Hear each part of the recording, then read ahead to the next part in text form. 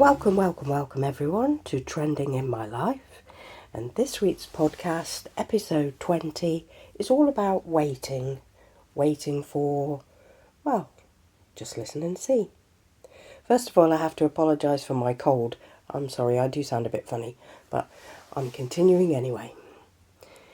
We do a lot of waiting in our lives. Waiting for a date to arrive, waiting for exam results, waiting for your takeaway order to be ready, waiting for a bus or a taxi cab, waiting to be 21 so you can legally order a drink, waiting to be chosen, waiting for life to get better, waiting till your savings grow to the point of paying for a vacation, a car, a deposit on a house, waiting for the one. Yes, we do a lot of waiting in our lives. It's good to have goals that you're working towards, that you're waiting to achieve. If you feel a sense of anticipation and achievement, as little by little you get closer to that goal. Let's face it, we can't all have everything we want immediately. Sometimes we have to wait to get to the point in our lives when we can.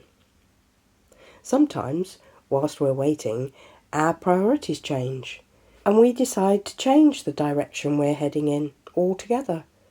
Perhaps deciding it's not worth waiting anymore. You prefer to have something else, or something now. So let's look at some moments when you may find yourself waiting. If I was waiting in a fish and chip shop for my order to be cooked, I'd be able to smell it frying, and the 10 to 20 minutes wouldn't seem so bad. I'd still want it to be instantly ready, but somehow the sound of the bubbling oil frying the fish and the delicious smell would keep me waiting. Plus, you do have to pay for it in advance, so having handed over the money, I wasn't likely to leave. I've spent many times waiting for someone to arrive, looking out the window, all dressed ready to go, and every car coming down the street I think is bringing my date.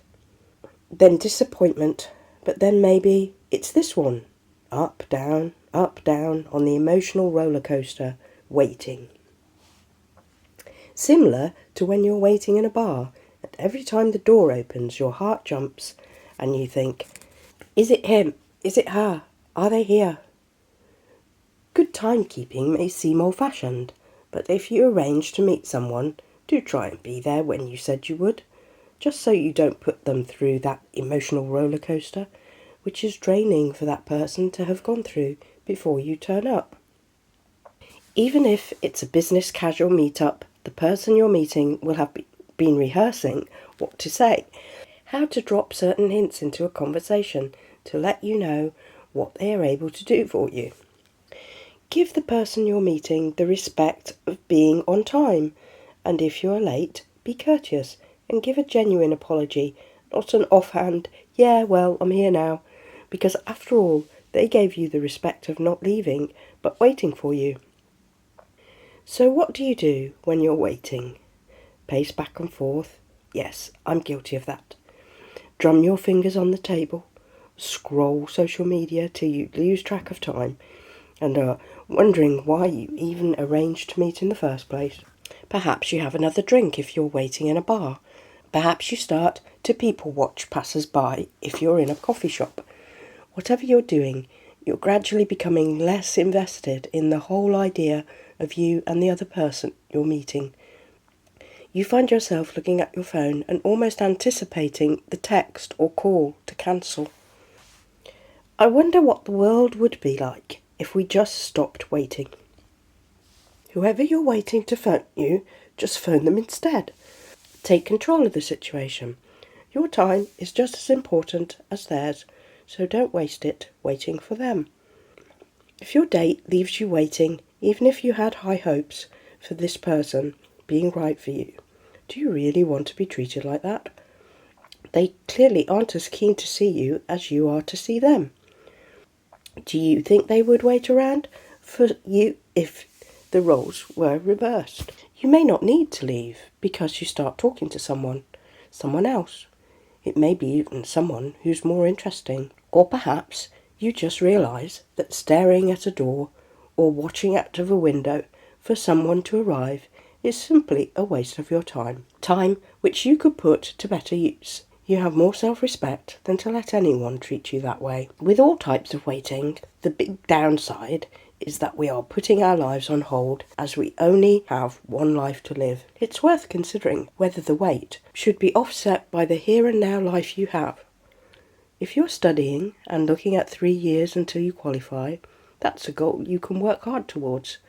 But still live the here and now life, enjoying friends, places, even quiet alone time, not putting your entire life on hold. You won't have a lot of money, but there's little victories to enjoy of finding budget-friendly things you need. Value your time, and instead of waiting around for weeks and months of studying to pass, use some of your free time to volunteer and help others, to explore your local area.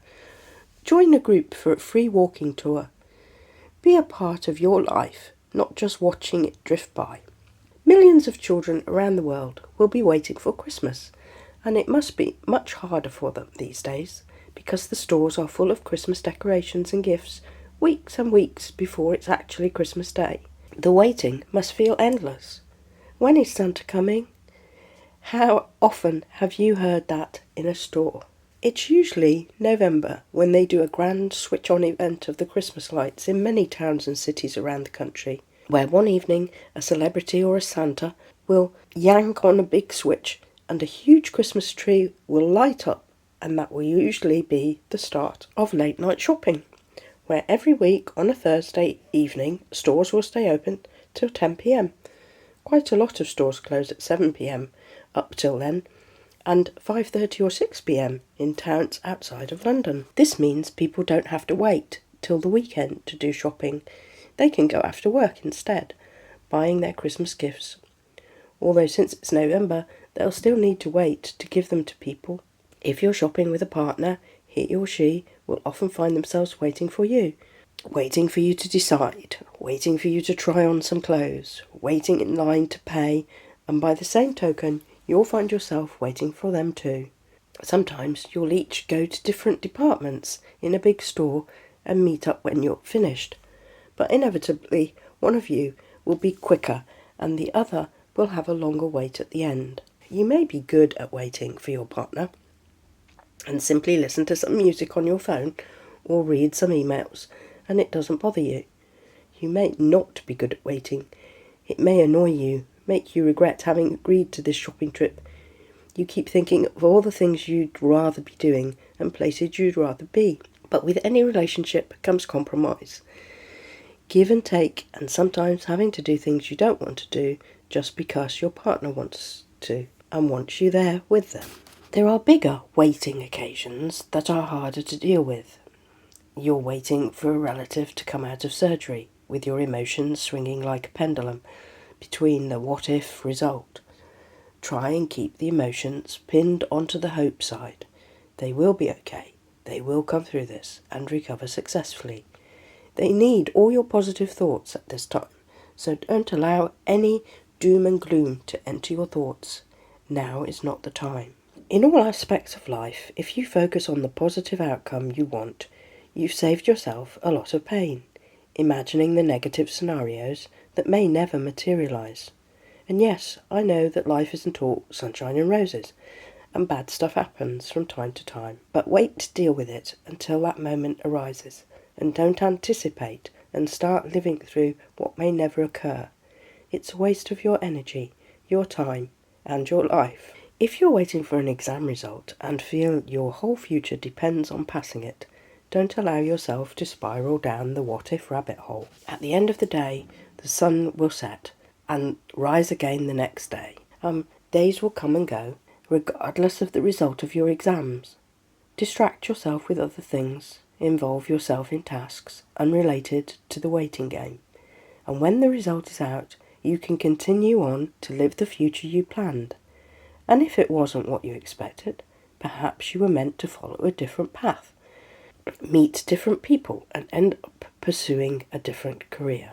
After all, if life turned out exactly as we planned all the time, there would be no spontaneity, no wonderful surprises, No chance meetings that lead you to an amazing life you hadn't planned but love anyway. Opportunities arrive when you least expect them, and maybe if you were waiting for one thing, another would come along and make you realise you preferred that anyway.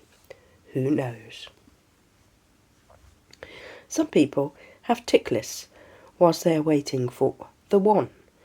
They aren't conscious of waiting on a day-to-day basis. They've just listed in their head all the qualities of a perfect partner. And when they go on dates, they'll consciously tick off on the list in their heads. Arrives on time, tick. Dresses well, tick. Offered to pay the bill, tick. Oh no, terrible kisser, cross, cross, cross.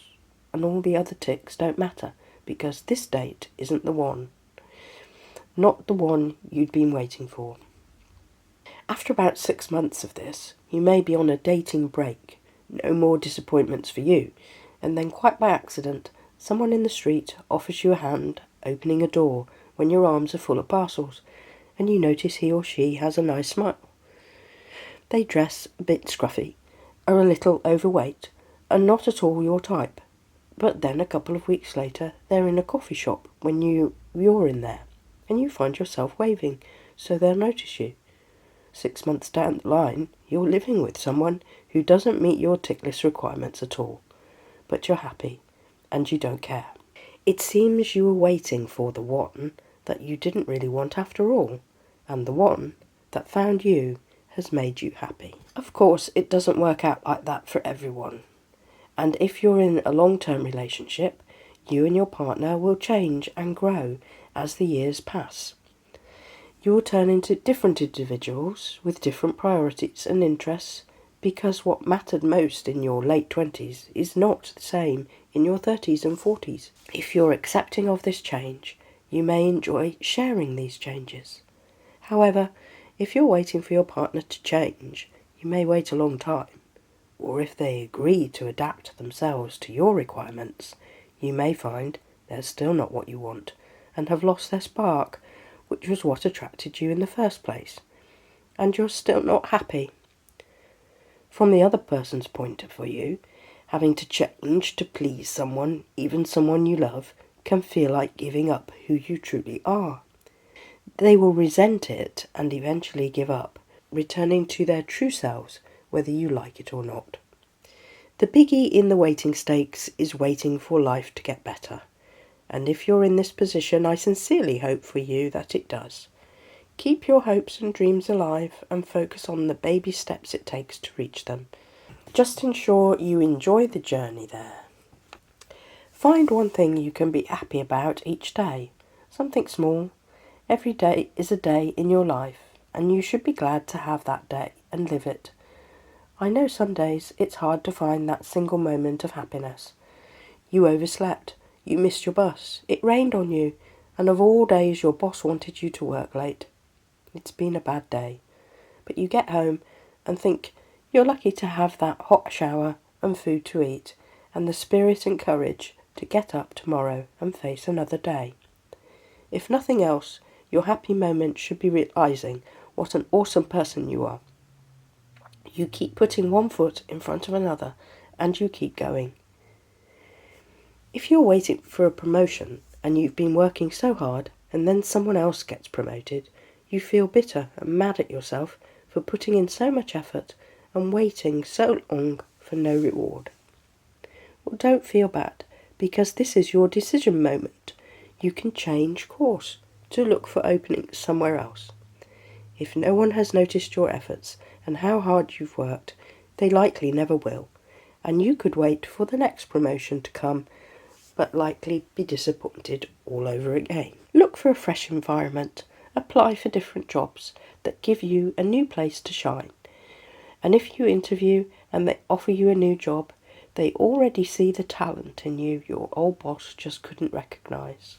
A change, a fresh start, can do wonders for your confidence. And yes, the old place was familiar and comfortable, but where did that get you? It got you underappreciated and passed over when promotions came around. Employers seldom want to let go when you hand in your notice, and will sometimes offer you a raise to stay. Be wary of accepting this, because you should remember they didn't offer you this until you were leaving, and they are only motivated by not wanting to have the bother of trying to find someone to replace you. They didn't recognise your talent and reward with a raise and or a promotion before, so odds are your working conditions will remain the same, and you'll just feel frustrated and underappreciated again within a matter of weeks or months. If nothing changes, nothing changes. Go for the new job, which comes with potential pay rises and promotions in the future, and new people who won't judge you on anything you've done previously.